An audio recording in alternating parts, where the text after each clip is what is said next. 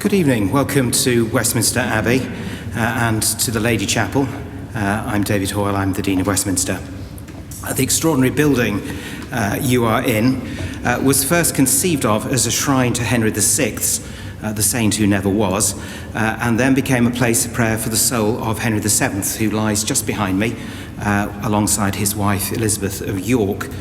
The heraldry on the walls, the fact that this is a place of burial near Henry VII's ancestors, and the liturgy that was used in this chapel for the first few years of its life were all meant to keep Henry VII very firmly moored in the community of his family, in the community of government, and in the worship of heaven, one community under God. This chapel isn't just an extraordinary building, it's a statement about relationship. You're attending a Gore Lecture tonight, which is another commemoration of Charles Gore, Canon of Westminster from 1894 to 1901, an influential theologian, a man committed to social action and committed to critical engagement with the wider academy. In a space that is a celebration of community, it's a real privilege to welcome a scholar who thinks so deeply about the issues that bind and don't bind communities together. To my shame, I have to admit, I'm a historian, that I didn't know her work, and I have recently been reading her latest book, which I suspect my colleague will talk about in a moment when he introduces her properly. I did just want to say, as a historian, I was delighted to discover that Professor Rowlands has a deep commitment to a theology that's rooted in time, serious about this moment, this place, this body. I read some wonderful, deep learning in the last few days, and there are sentences in there that really make you sit up, the gravity and grace of our fragile mortal lives. Frankly, I wish I'd written that, and in Lent and in a spirit of full disclosure, I should now tell you that I intend to steal it. But it is hers. May I now introduce my colleague, Canon Jamie Hawkey, who will chair our conversation. Jamie is canon theologian of the Abbey. He's a scholar specialising in ecclesiology, the theology of church, but he ranges much more broadly than that, and he's a significant presence in ecumenical dialogue. He's a theologian, if you like, who gets out a lot, and a man for whom communion and community matter. He's our own Charles Gore.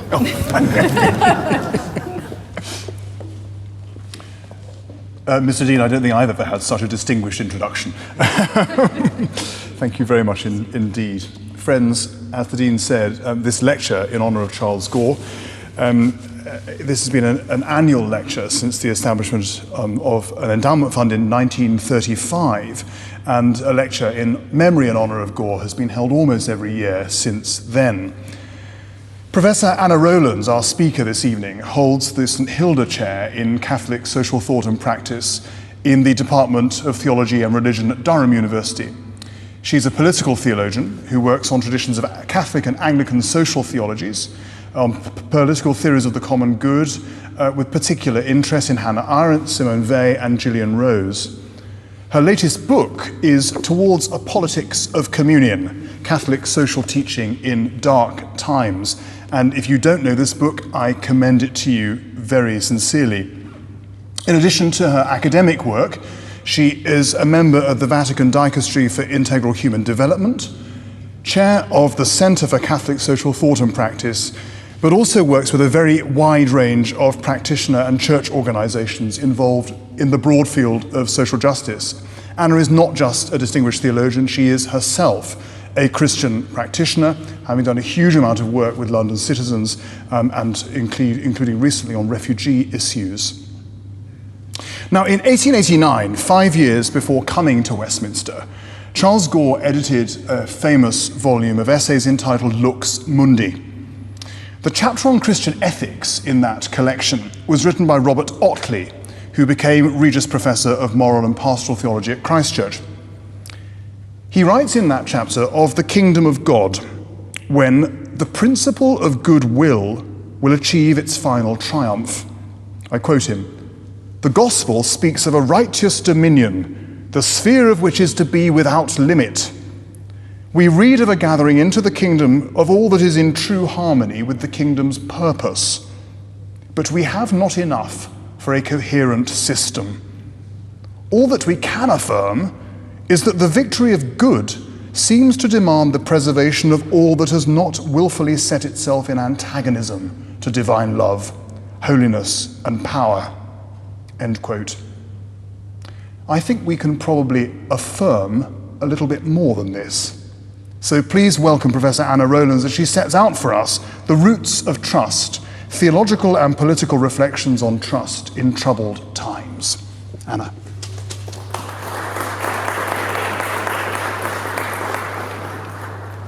Thank you very much to the Dean and to Jamie for that introduction, and to you for coming and sharing this evening together with us.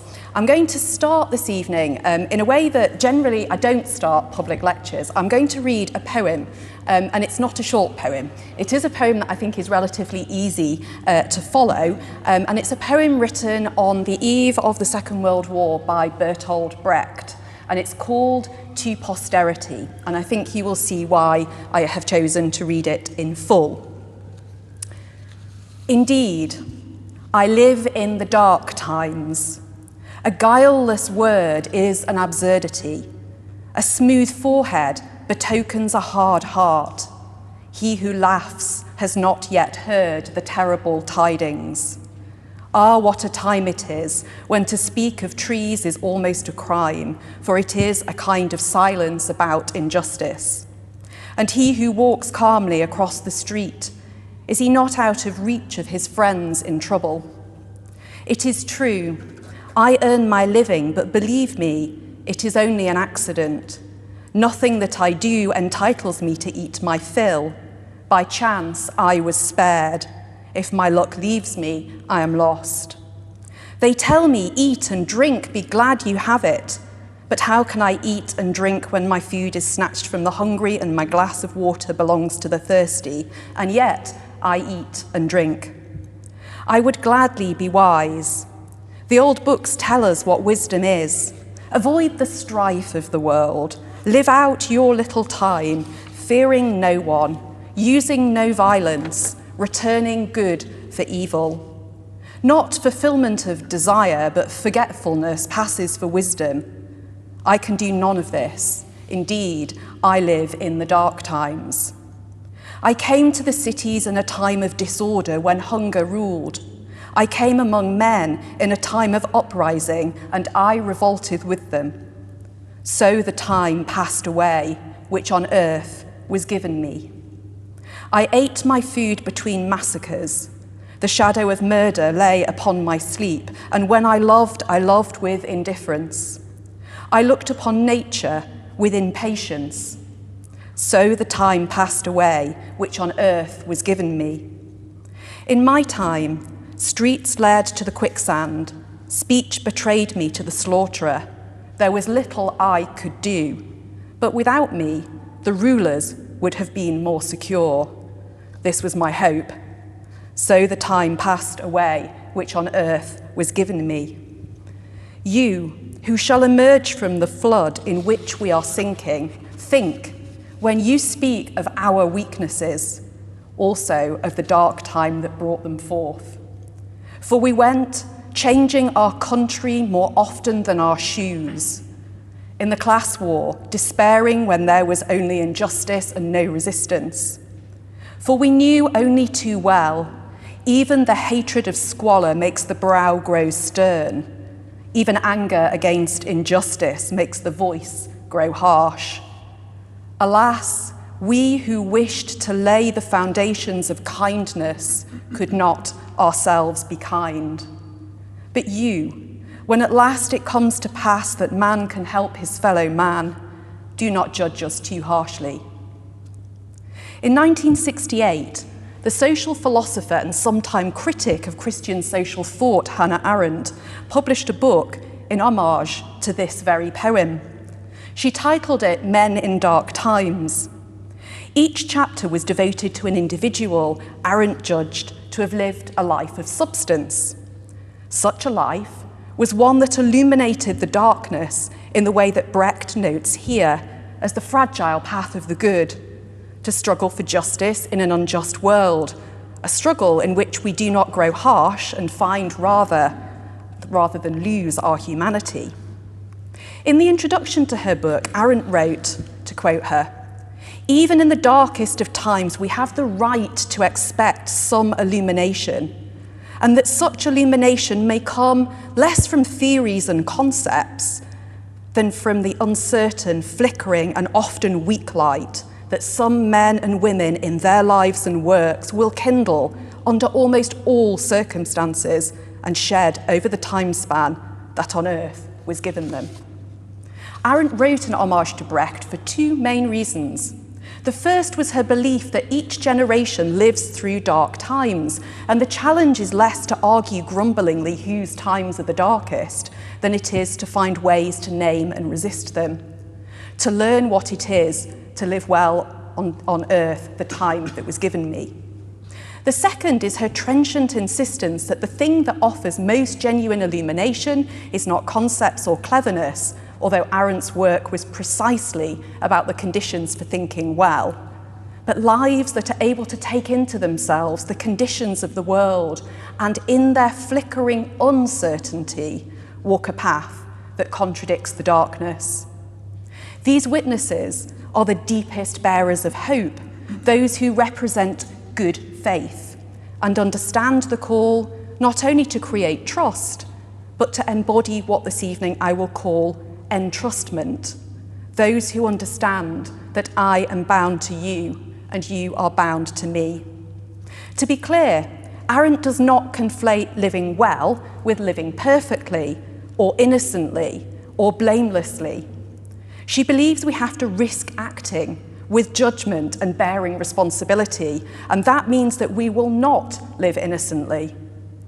Arendt is sceptical of those who present themselves to us as living well because they are mouthpieces of the zeitgeist, to quote her. Instead, she suggests that we gain more hope, more sanity, more courage from the lives of those who allow themselves to be troubled by their times and to find ways to make the times their own, struggling towards solidarity in whatever small way they can. Faith and trust in any given age emerge for Arendt through the lives of those who learn how to risk acting with others towards building what she describes as a common world. To live well, as we shall explore later, is to venture, entrusted and entrusting, which is precisely not to simply blindly trust. This mutual entrustment that I will talk about this evening originates in the belief that we are bound together by particular kinds of promises. The secular theme of trust has become a hot-button topic over the last 2 decades, with growing concern that part of the difficulty of our own times is connected to a fundamental crisis of social, political, and economic trust. A crisis of trust that, to be clear, affects religious institutions too. The fear is that we're living with a collective experience of what we might call bad faith. There are reasons to think that we do have some problems with trust. Our times are increasingly polarized into friends and enemies. Trust risks being increasingly defined and exchanged based on shared worldview, rather than given and exchanged on the basis of proximity or sheer interdependence, or in the case of government or public bodies, perceptions of competence, a theme we shall return to. However, researchers working on trust are divided about the extent to which they think trust really is in crisis. Social theorist Russell Hardin argues that to understand our crisis of trust, we need to distinguish between 2 different kinds of relationship. Interpersonal relationships, those between you and I, the kind where we expect forms of dignified reciprocal exchange, for example, the promises of trust that ground a relationship between a parent and a child, between partners, between family members or friends. And on the other hand, public relationships, in which we do not have the same kind of reciprocal exchange. Hardin argues that I do not fundamentally trust, for example, the politician whose ideology I disagree with, but I do still have the right to hope for their basic competence. We expect a basic promise of competence and dependability, of judgment and responsibility from public servants, even those with whom we disagree. What is in crisis for Harding is not trust between you and I, interpersonal trust. We go on trusting because we have to in order to survive. But that second kind of public trust in the common goods of public institutions, the idea that they really serve all for the common good. In her writings on politics, Hannah Arendt addressed the question of truth-telling and trust-building in politics head-on. Arendt believed that truth and politics have never, in fact, been easy bedfellows. Her view was that lies have always been deeply powerful ways for people to gain advancement in politics. Looked at with brutal honesty, Arendt argued that truth-telling in politics was associated more often with the political outsider than the insider. The whistleblower, Jeremiah, the dangerous prophet crying to the people and risking detention at the city walls. Socrates, wary even of writing his truth down, ultimately condemned to death. Political exile has been the historical fate of many a deep truth-teller, the brave political insider and the outsider. To be clear, this was not dangerous political cynicism on Arendt's part. No one believed more firmly in the value of active citizenship and politics, in its necessity and its fragility and its virtue. She thought, in fact, that our lives depended on it. She knew that as someone made stateless for over a decade by the politics of the Holocaust. But she did not believe truth-telling in politics was simple. For this reason, Arendt's biographer, Samantha Hill, argues that the question Arendt prompts us to ask now is not, why don't all politicians just tell the truth, but rather, what is happening at a deeper level in our culture beyond just politics alone when we suddenly start worrying about the state of truth-telling and trust? What should concern us deeply is when systematic, organised deception or widespread disregard for public truth and trust take root at the heart of political cultures. Organised deception robs us or uproots us from reality itself, and you cannot be free if you are denied the conditions of knowing your own reality. Writing about our context now, Hill uses Arendt's writings on trust and truth to argue, to quote her, "We care now in this moment about truth in politics, partly because we've lost so much else. We've lost the ability to speak with ease. We've lost the ability to take opinions for granted. We've lost faith in science and experts. We've lost faith in our political institutions, and some of us have lost faith in democracy itself."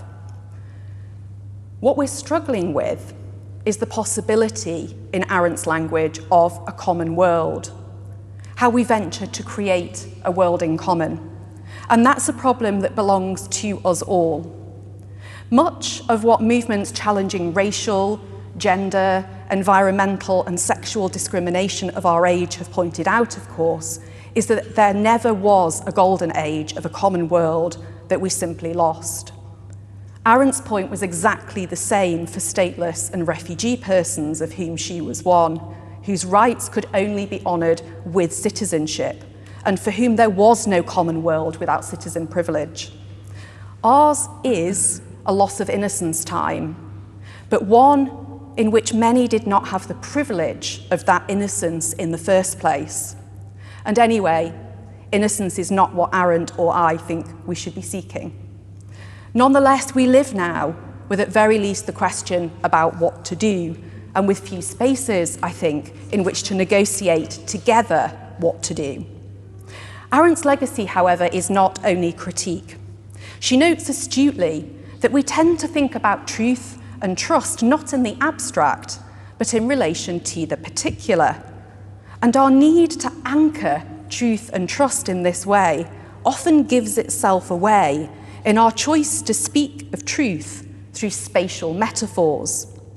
We express truth in terms of something that's in proximity to us, distance and nearness. We say we approach or we depart from truth, we come close to it, or we say nothing could be further from it. Samantha Hill notes that ultimately, for Arendt, truth-telling, telling the truth, is meaningful in relation to the anchor points of a common world. When our common realm of existence appears to be fragmenting, then that makes truth difficult to invoke. For Arendt, recognising the truth of something in particular requires some sort of space of encounter and meeting, as Arendt expresses it, where I am able to appear in the world to you and you to me.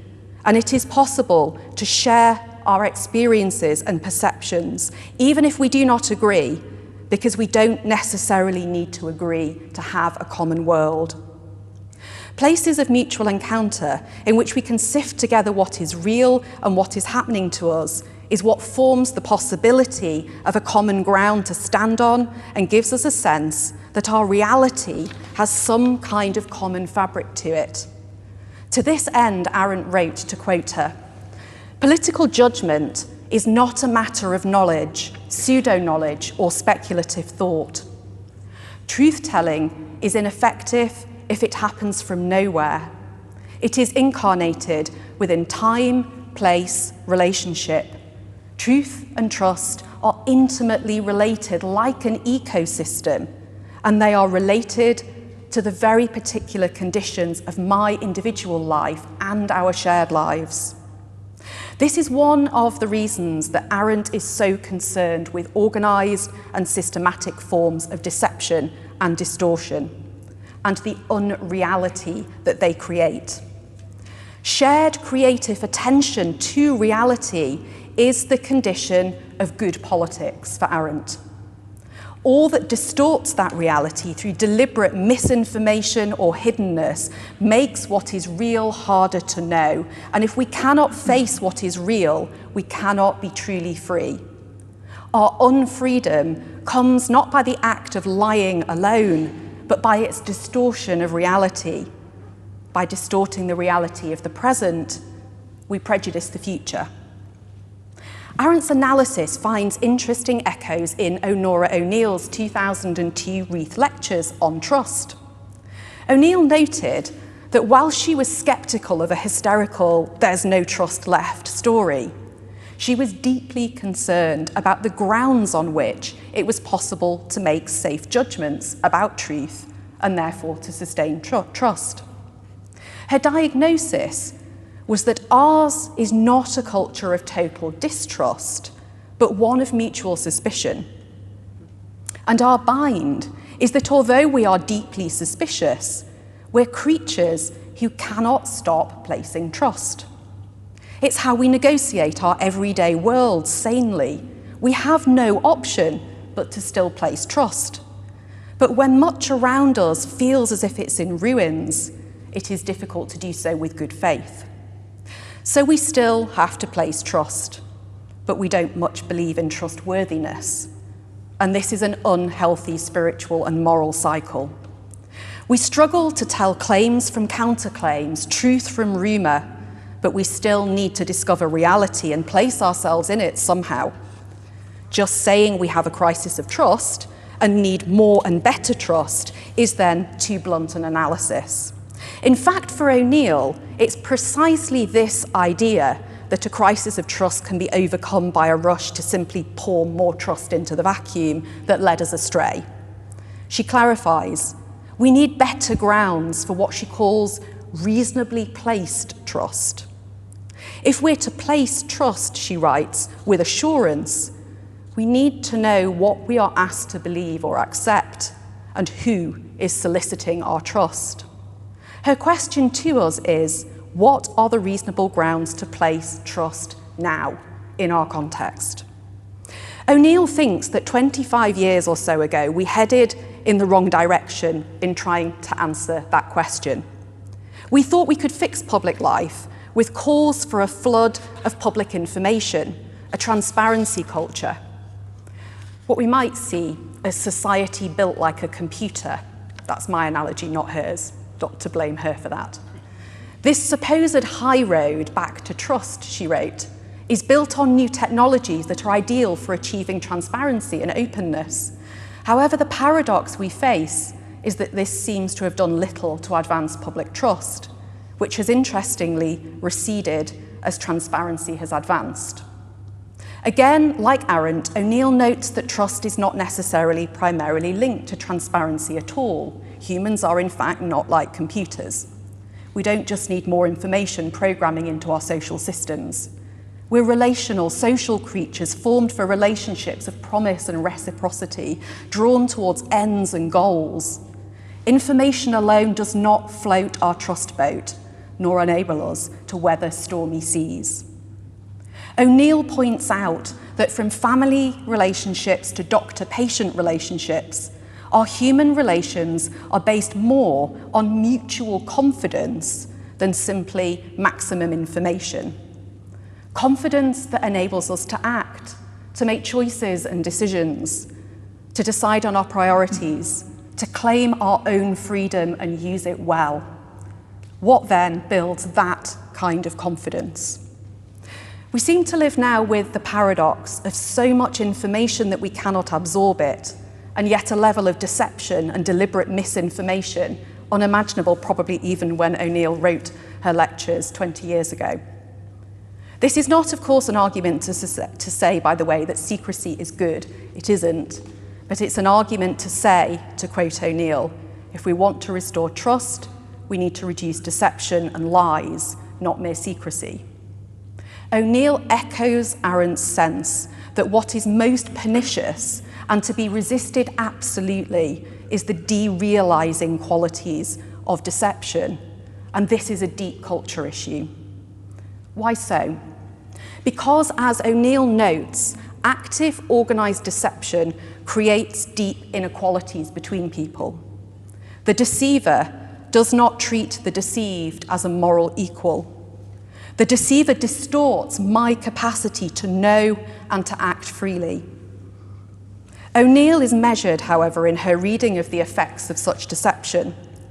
The perception of constant public deception results above all in a culture of suspicion in which we claim not to trust, but practically still have to place trust, often in the very sources that we say we do not need, that we do not trust.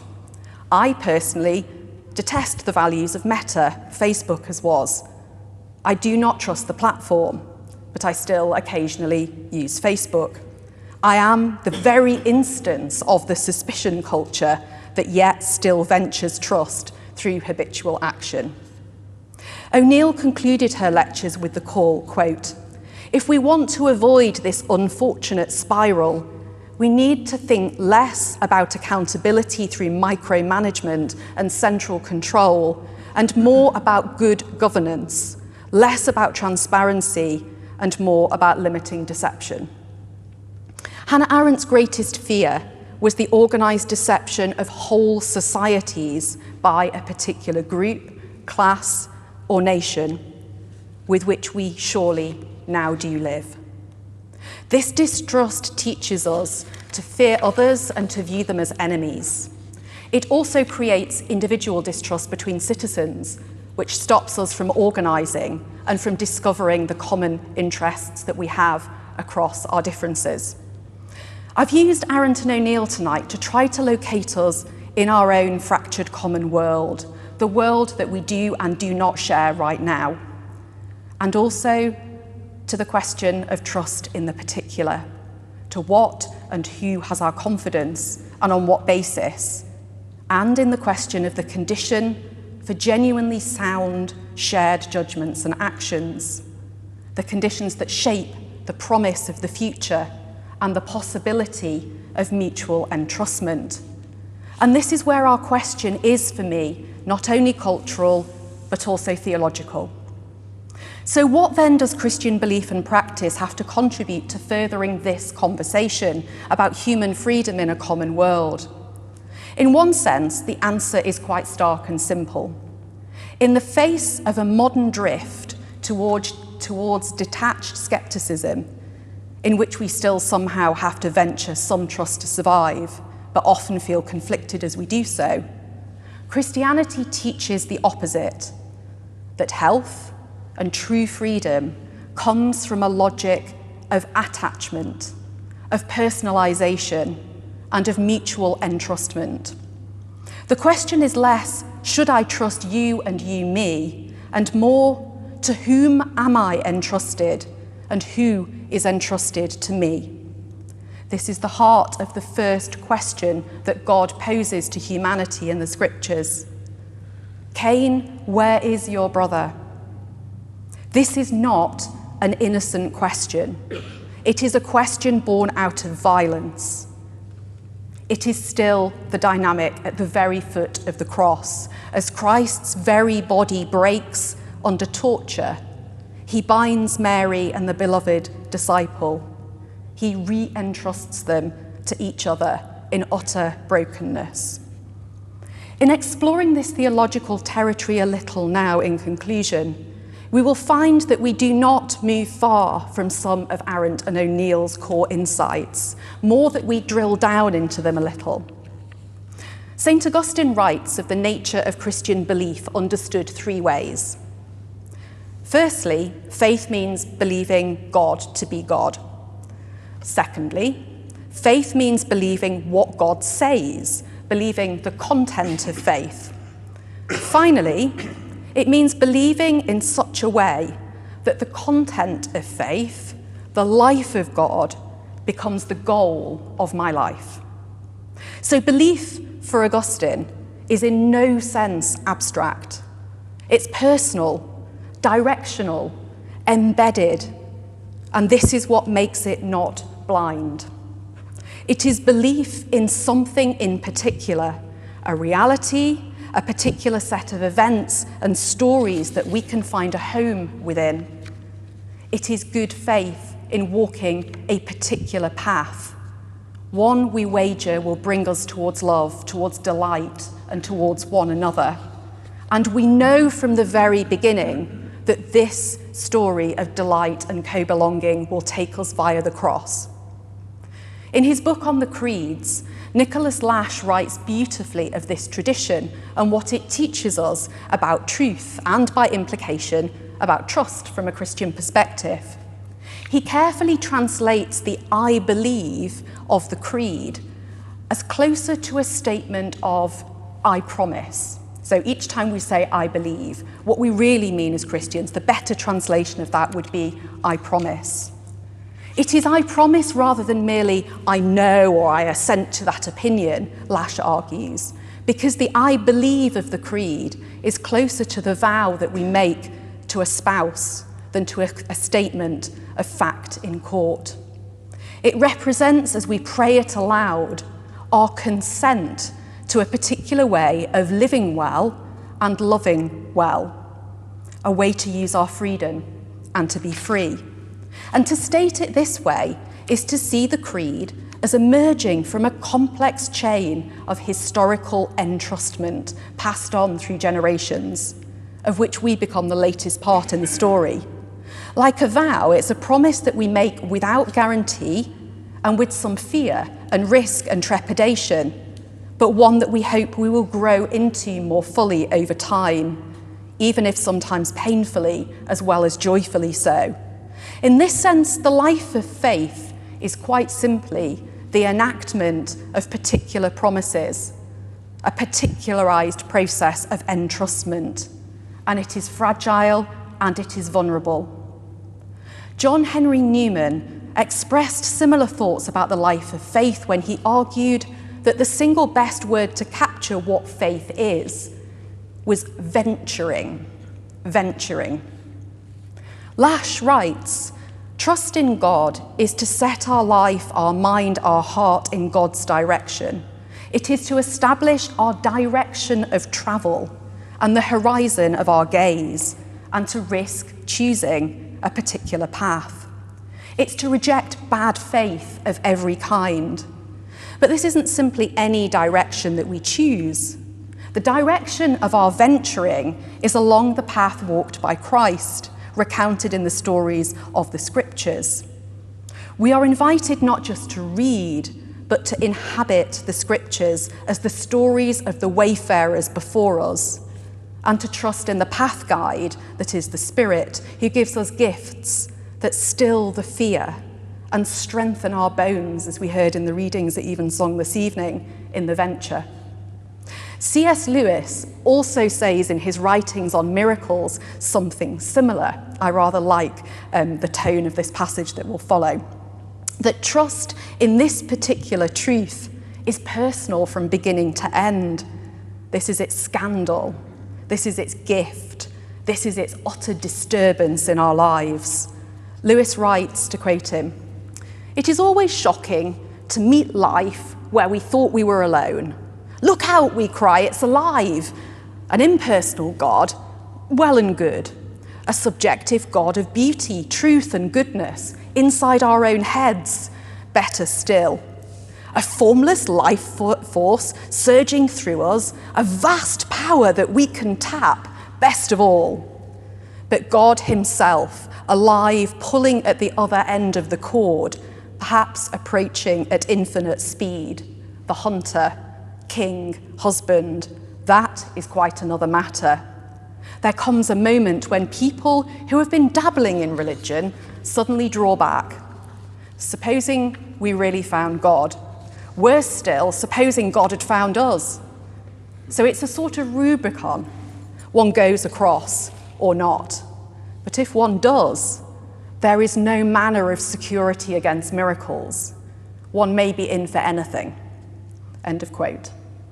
Lash makes helpful observations about this risky creedal path of Christian faith.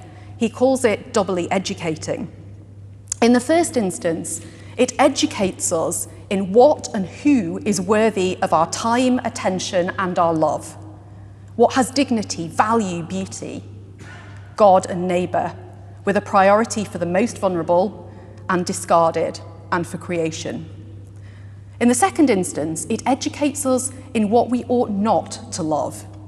Idols, false gods, the spirits that taunt and trick us towards bad faith in ourselves and in our neighbours. Learning to believe in God, to trust in God, is learning to see value of ourselves, our neighbours and creation the way God does. In this sense, believing in God, trusting in God, opens us up to healthy and life-giving processes of entrustment. Never blind, always particular, always in the light of a promise we have chosen to put our trust in and receiving the trust put in us. This entrustment intensifies rather than diminishes in the face of violence and loss. So just as a general sense of trust might go down in society, that sense of a commitment to Christian entrustment as a practice intensifies. Trust in God, then, happens through engagement with reality, with everything that is most real in our lives and cultures. This is where we will meet God and find our neighbour. It is exactly the opposite of the process of derealisation that encourages detachment, distance, disowning in our contexts, and that drives mass suspicion and cynicism.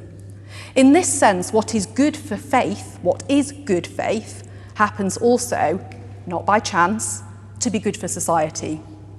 Faith is not a flight from the real. It is an unflinching attention to it in a community with others. Good faith is good civic virtue, although it will be unsettling to civil authorities if they too are not able to risk acting in the light of human and ecological entrustment. It is also worth noting as an aside that where bad faith occurs in the scriptures, it's generally where the community fails to hold its nerve under strained conditions to believe and to trust specifically in the promises of God and to carry and care for each other. Our creedal human believing is, Lash helps us to see, our own version of frail and wobbly promising. The flickering light that Arendt noted. But God's promises to us, which starts the chain of promising, the chain of entrustment, makes our trust possible, is of a different kind, of course. Our promises and God's promises are not symmetrical. We break ours all the time, and we have to venture again, regretful, wiser. Christ, as he is hanged on a cross, continues to stretch out bleeding arms to renew entrustment. The good news is that we cannot break the covenant. We are mere creatures, not gods, and this is what makes hope possible for Christians in dark times. Our only power is to receive forgiveness and venture and begin again in the ruins. St. Paul portrays Abraham as the figural type of trust in God. Under considerable strain and struggle, Abraham hopes against hope that things will be well because he trusts in the promise, even when it seems almost insane to do so.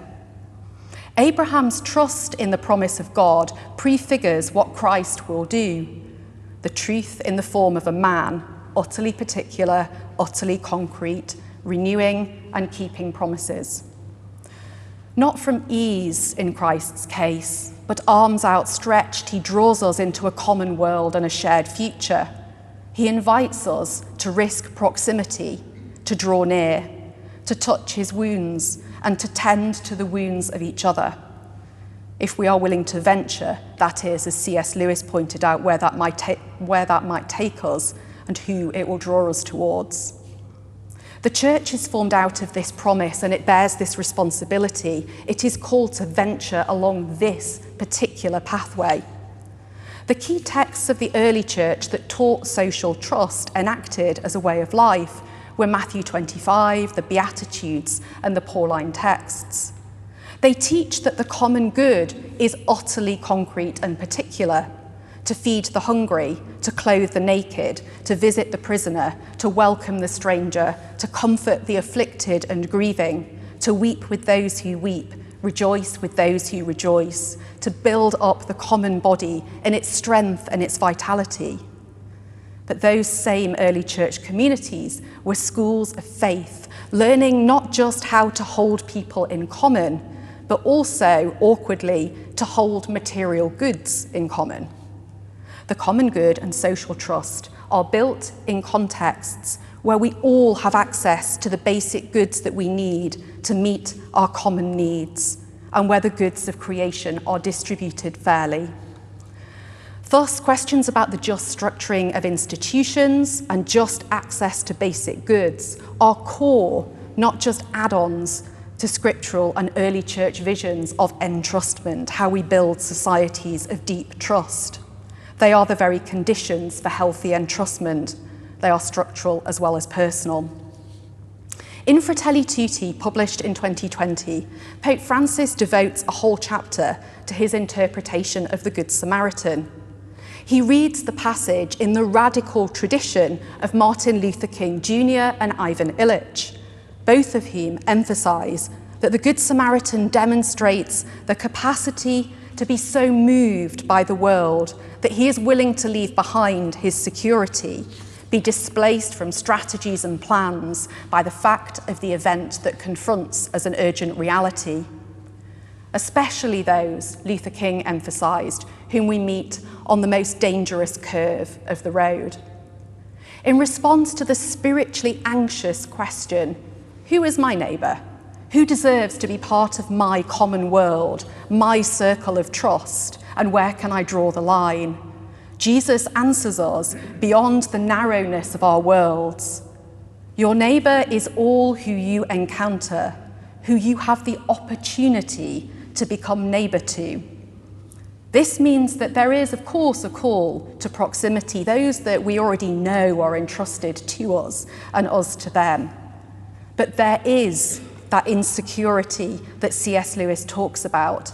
There is no fixed limit. There is no closed circle allowed. There is no final border or boundary to the Christian community. Sometimes mere events dictate who we shall become neighbour to. In this way, Christians are called to be the extension of the enfleshment and the entrustment of Christ in the world without end. Endlessly, Christ stands amidst disaster, entrusting us again to each other. If this sounds a bit sentimental, it's worth remembering that in fact much of our modern way of living over several hundred years pulls us up from precisely these realities of entrustment in time and place, from landscape and contingency.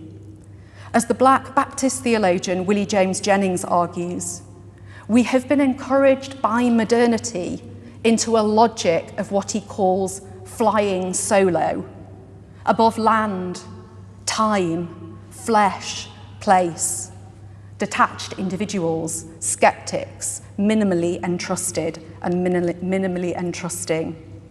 As Jennings implies, this is surely a crucial part of how we got race and gender and class and our relationship to land and other creatures so badly wrong.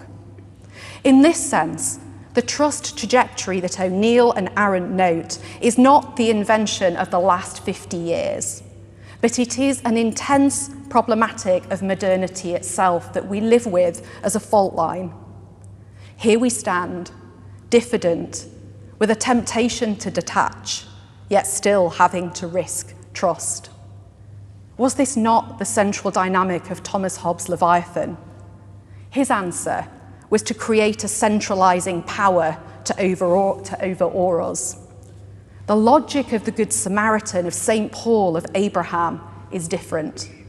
The wounded social body is drawn together again in its sinews amidst failure through multiple acts of committed, risky entrustment.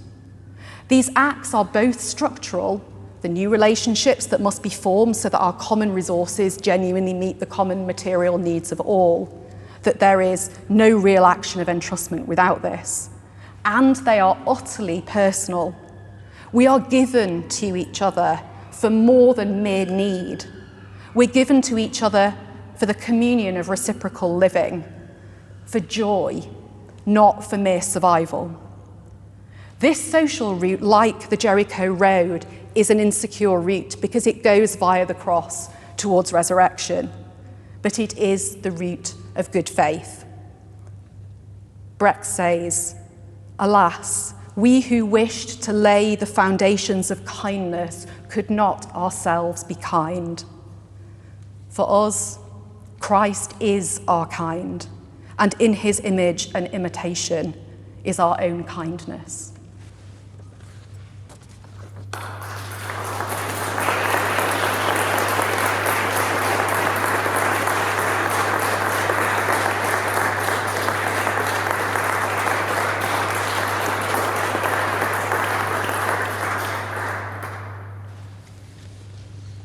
Thank you, Anna, for not only such a profound and wide-ranging lecture, but also for rooting us in the events of Passiontide and Holy Week, a perfect preparation for Holy Week, as well as a deeply inspiring lecture. I was scribbling down little phrases as we went along, because not only were you able to challenge and inspire us, but your language is so beautiful. The sense of good faith as a civic virtue, pointing out the link between deception and inequality, profound lines to really go home and chew over. But I want to suggest at this stage also that your method is somehow revealed in the cast that you've assembled for us this evening. Scripture, Augustine, Newman, Lewis, Arendt, Brecht, Willie Jennings, Martin Luther King, Honora O'Neill, Pope Francis, Nicholas Lash. This sense that there's no closed circle to our entrustment. Now, Professor Rowlands is kindly willing to take some questions, so I encourage your creative juices to start flowing at some speed. And whilst you do that, I'm going to abuse the chair by taking us back to Nicholas Lash, if I may. I was very struck by what you said about how organised deception cannot lead to freedom. And I wonder if there's because it's unreal, precisely because it's unreal. And I wonder if there is, and this is where Lash comes in, a profound link to the ever-present problem of idolatry here. Is organised deception a kind of idolatry? Just a small question to start off with then. I think the simple answer is yes. Partly because, and I suppose this is where my own imagination is quite formed by, I mean, there's one figure who I didn't mention who loiters in the background, which is Simone Weil. And Weil she also talks about this derealising and uprootedness that kind of modernity faces. But her emphasis is that God is found in what is most real, in gravity and in grace. So in the things that weigh us down and burden us, and also in grace, which can terrify us, because grace is not necessarily a comfortable or easy experience. And we sometimes pull away from God as much as we pull away from difficult circumstances. And I think she would say that the things that we should see as idols are precisely the things that detract us, that distance us and distract us from reality, because reality is where we find grace as much as where we find need. So I think precisely there's a kind of double idolatry in that context for exactly that reason. Yeah, I think obviously Nicholas would, of great blessed memory, would precisely pull us in that direction. Thank you very much indeed. Thank you. Who would like to go next? Lady at the back. Thank you very much. My name is Consolata. I'm a student. So focusing on the current times and reflecting also on the talk that Reverend Hawkey gave last week about trusting people, one of the things coming through is that more information is not necessarily helping and is possibly causing more challenges.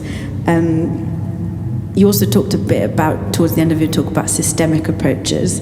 How can we encourage increased entrustment and approach it from a systemic perspective? And then how do we encourage more people to engage? And, I'm thinking from, social media, from young people, across the generations, because I think that's also another interesting area to think about. Thank you. Thank you, Consolata. Those are great questions. Yeah, unfortunately, I didn't hear Jamie's talk, although he was telling me a bit about it before, so now I wish I had heard it.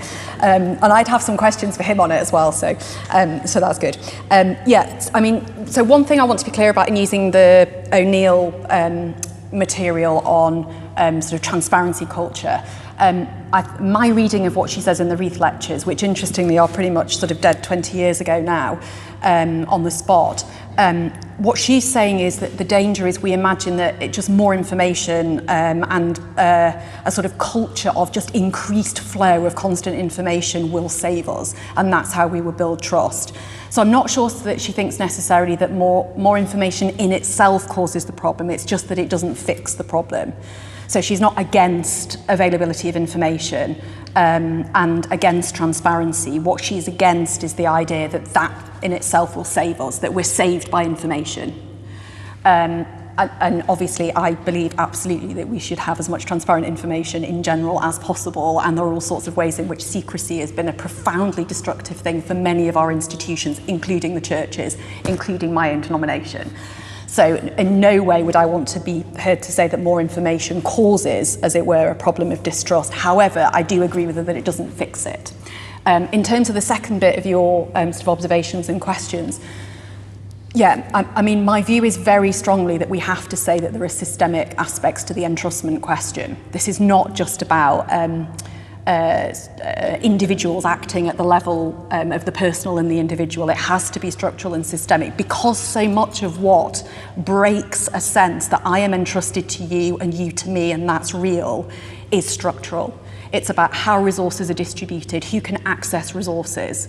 It's about absolute material need. I'm the chair of a charity in London that works with women who find themselves caught in cycles of prostitution and seeks to support women who are in that situation.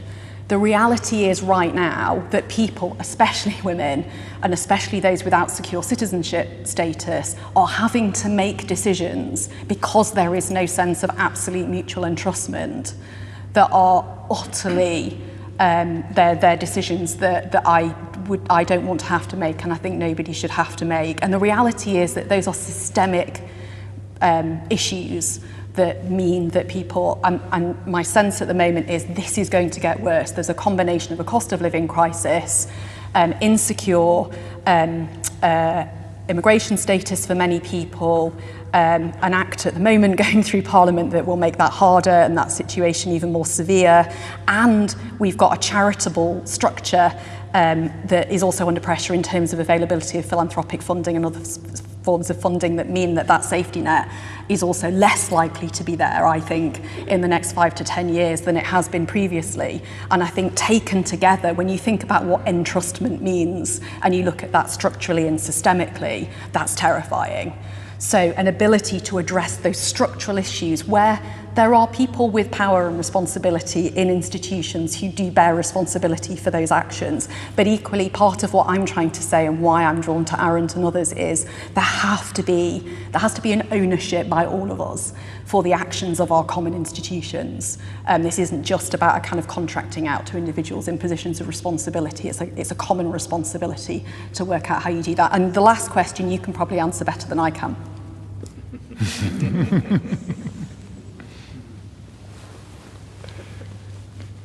Thank you very much. Lady just over here. Thank you. My name is Carrie Coombs. From my accent, you can hear an American voice, but I've been here 34 years. We seem to be at a pinnacle of national organized deception. And the amazing thing about those two bodies, and I will call them the Russian side and the Republican American side, is the force field, the vacuum of righteousness that's built within and around this organized deception. And what I'd like you to express your thoughts on is the association with Christianity with both of those bodies and what appears to me legitimacy borrowed from this association with Christianity without the Christian institutions or Christian persons calling it out. So please, I'd love your thoughts on that. Yeah, absolutely. I gave a lecture on that last week in Dublin. So yeah, no, absolutely. So one of the things that I think is interesting is if we take the rise of a certain kind of Christian nationalist right in the US, or we take, I think there's actually a cluster in Central Europe as well at the moment who often don't get framed in that light, but there's a kind of spectrum and a trajectory, and these are all related. There's a genealogy, there's a set of family resemblances between a whole set of global movements at the moment, which are using religion. And to be fair, I think many within those movements don't imagine that they're doing that cynically. There's a genuine belief element for some, whereas for others, I think it's a manipulative agenda of a kind of co-option of religion for a certain cause. But there's a complexity in terms of people's actual motivations within those. I think we have to be honest about that. But each of these is, I think, the re-emergence of a long trajectory within Christian social thought that I would call, and other historians have called, a kind of paternalist religious tradition. There's a brilliant scholar in the US, a church historian called James Chappell, and he's talking primarily about the Catholic tradition, but I think it applies more generally. He talks about a kind of vying, almost a kind of spiritual battle in a way, between two trajectories within Christianity in the 20th century, which is his focus. And he calls one of them the fraternal tradition and the other one the paternal tradition. And the values of the fraternal tradition are strongly egalitarian, they're strongly personalist, and he says each of these two movements is defined primarily by their enemy, by who they're against. And the fraternal strand is largely against fascism, nationalism, etc. And they tended to be pro-civil rights, etc. The paternal tradition tends to be much more hierarchical, so it sees a kind of Christian legitimacy around notions of hierarchy, nationalism, so a marriage between church and nation, and where the people element, I know Jamie talked about this last week, but the people in the first version is kind of people as oikos, as kind of household, and Pope Francis has picked up on this strand as well. In the paternal tradition, it's people as ethnos, so with a singularity of identity, strong nationalistic focus, and also a marriage between militaristic and nationalistic narratives. And that paternal tradition has not been invented by Putin, it's not been invented by Orban, it's not been invented by Trump. supporting Christians in the States. It has a much longer tradition, and what it tends to do is go through cycles where it kind of finds, and it's always a new form when it emerges, because history never repeats itself perfectly or absolutely. But I think there is a much longer trajectory within which we can place this re-emergence. And if we don't see that its core claims are, I mean, it will be in some instances cynical, but there is actually a sort of long Christian tradition within our own tradition that we have to be able to engage with and reason with. Not that it can always be reasoned with, but we have to engage it as part of our own life rather than othering it, which is not in any sense to accept it or to give it legitimacy, but it is to say that it belongs within our thought world, and I think it is a horrific abomination within that, but we have to be able to deal with it as a theopolitical, it's a political theology, and we have to be able to deal with it as such. And the problem is we live in an age where there's not a lot of literacy around that. So there have been very few articles in the mainstream media here which have looked seriously at the influence of Patriarch Kirill in terms of the theology that lies behind that, and why in a post-communist moment this is so attractive. And I think we do need to look not just at the structures of the thoughts, but why is this now appealing? Why is it that religious language, when other worldviews seem suddenly not to have power anymore, why is it so powerful to use religious ideas again in public life? And we need to be intelligent about thinking about that bit as well. I could go on, but I won't. Thank you. Gentleman just here. Looking at the situation at the moment in Ukraine, as we know, millions of Ukrainian refugees have found sanctuary in Poland, which has caused astonishment and joy, both in Poland and amongst the Polish diaspora, of which I'm a member, because of the deeply troubled and untrusting history between the Ukrainians and the Poles. 100,000 Poles massacred by the Ukrainians during the Second World War, 1 million Poles expelled from what became Western Ukraine after 1945. Yeah. And this is a spontaneous thing which government has organised the logistics but didn't prompt. Poland can't claim any particular virtue because it's been an unwelcoming place to refugees from other places for far too long. But nonetheless, the hope and the surprise is that this, as the Anglo-Polish historian Norman Davis said the other day, this may, and he believes it will, reset Ukrainian-Polish relations for the good permanently.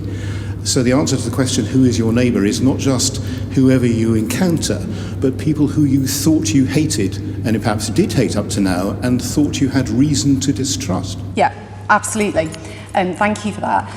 So one of the reasons why Pope Francis is drawn to Ivan Illich as a Christian social thinker, he's more in the anarchist tradition, so he doesn't tend to get a look in mainstream thought. But his reading of the Good Samaritan passage is basically about how events break through historically where you didn't see it coming, where you didn't predict it would happen, and it's precisely the eruptive qualities, the discontinuities that mark out something that's really worth paying attention to. Now, interestingly, I think one of the reasons, and I sort of worked on refugee issues for nearly 2 decades, one of the interesting things about why I think that hospitality has been possible to receive for Ukrainians is precisely because it isn't state orchestrated. Because actually in post-communist societies in Central and East Europe there's a massive distrust of the state still. So it's precisely the fact that it's come from elsewhere that has meant it's broken through in the way that it has, and I think that's interesting as well, so it was interesting to hear you draw attention to that. But yeah, thank you. Thank you, Anna, very much indeed. David.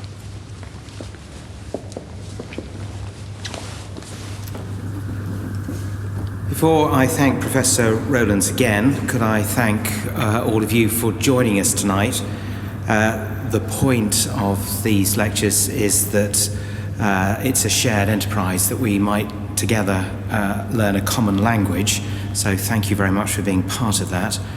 And now it's a privilege to try to attempt at least to thank Professor Rowlands for a stunning lecture. Having read the book and enjoyed it so much, I knew I would hear sentences that would make me sit up, like, Jamie, I've got some notes. To live well is to venture. Organised deception uproots us from reality. I knew I'd be challenged to think deeply. I knew there would be lively references Nicholas Lash taught me a long time ago. I got all of that and more in a wonderful lecture. What I had not thought and had not expected is that I would have to think so hard about how I live my life, how I venture, and how I risk entrustment. So you really have made me sit up. I may be sitting up all night. It's been a huge... So do I, but it would be worth it. It's really been a privilege to listen to you. We would all want to say a heartfelt thank you. Thank you for having me.